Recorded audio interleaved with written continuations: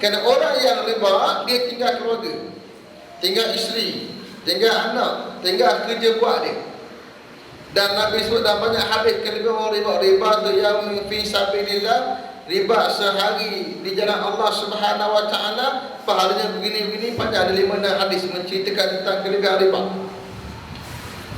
Jadi konsep riba nak kita ambil, kita bukan nak jaga sepadan hak dia tu, biarlah boleh jaga.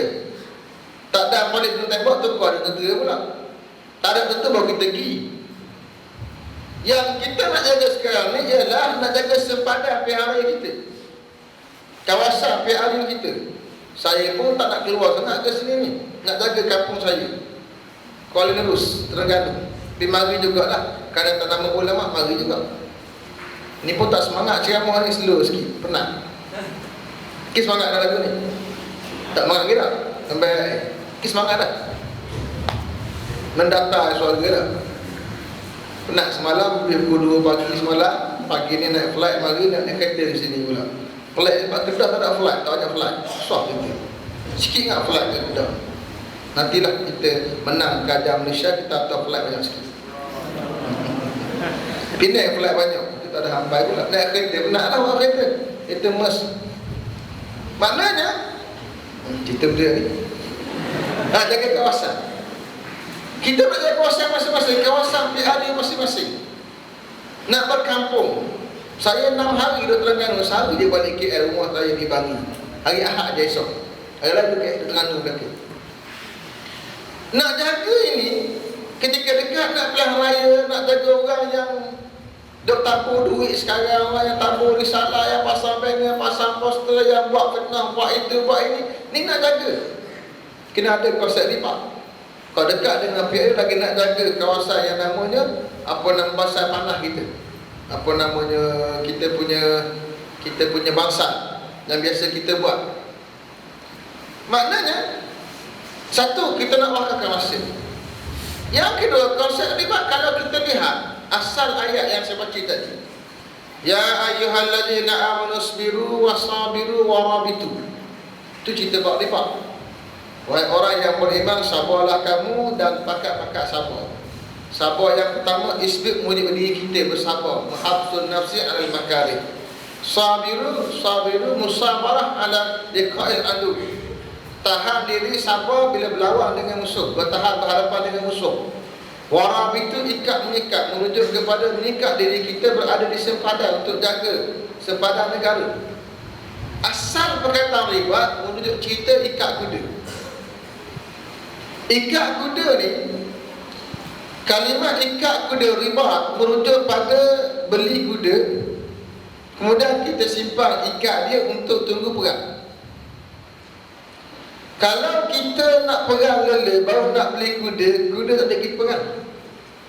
Dia kuda kena beli, kena latih dulu. Latih makan masa 5-6 bulan. Maka yang boleh buat kerja macam tu ada duit.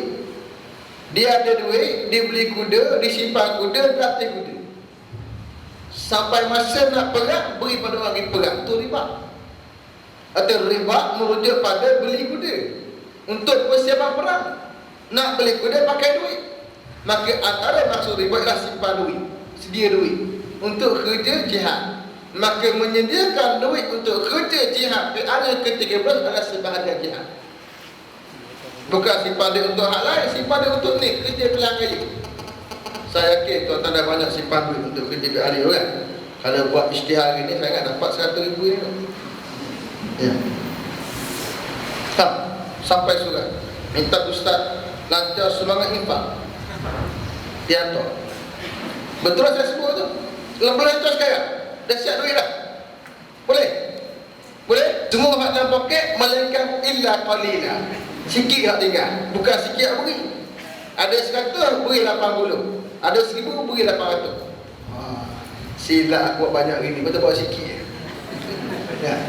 Siapa hak ada, beri belakang hak ada. Esok tu akan diwali. Fallah wa yakhluqu. Kata Umar Ibn Abdul Aziz, ajabun lil mu'min, pelik orang yang beriman. Yu'minu bi anna Allah yarzuqu, dia beriman Allah bagi rezeki kat dia. Beriman tak Allah bagi rezeki? Beriman tak? Beriman. Dia beriman Allah bagi bagi rezeki kat dia.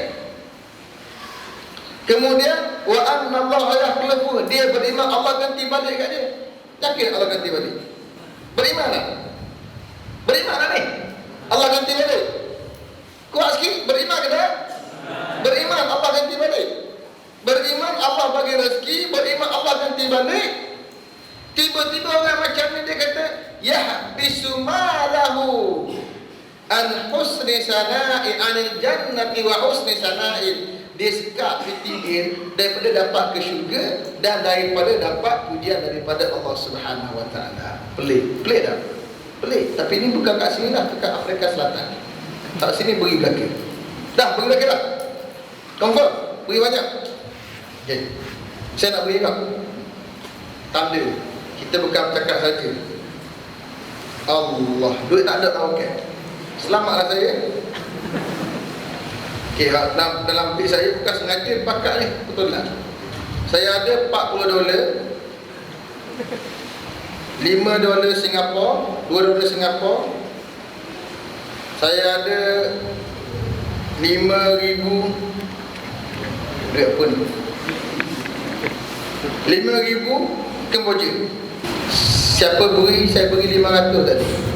Membenarkan 7 tangkai. Kenapa? 500 kali 7, 3,500. Fi kulli sumbulatin mi'atu habbah. Pada setiap tangkai ada 100. Berarti 3,500 kali 100. Berapa? Kira cepat. 3,500 kali 100. Mana apa? 350,000. Saya bagi 30,000. Banyak tu. Wallahu yudha'ifu liman yasha. Allah boleh gandakan ikut suka dia nak. Ma naqasa malun min sadaqah. Takkan kurang harta dengan sebab sedekah. Hak ada takkan kurang, Allah ganti balik. Bila tak tahu nak kerja apa. Hadis-hadis seumpama ini perlu menjadi motivasi kepada kita. Kerana dalam PRU ke-13 kita berhadapan dengan UMNO yang curahkan duit semaksimal. Bukan PT dia, PT kita. Dia keluarkan duit untuk beri dalam keadaan kerajaan Malaysia berhutang. 5 tahun kerajaan Barisan Nasional buat hutang 63 bilion. Daripada tahun 2001 hari bulan 1 2008 yang berakhir 31 Disember 2012 baru ni 5 tahun 63 bilion telah dibuat hutang oleh kerajaan Barisan Nasional. Duit itulah yang paling akhir sekali hutang ni adalah sekitar 8 bilion.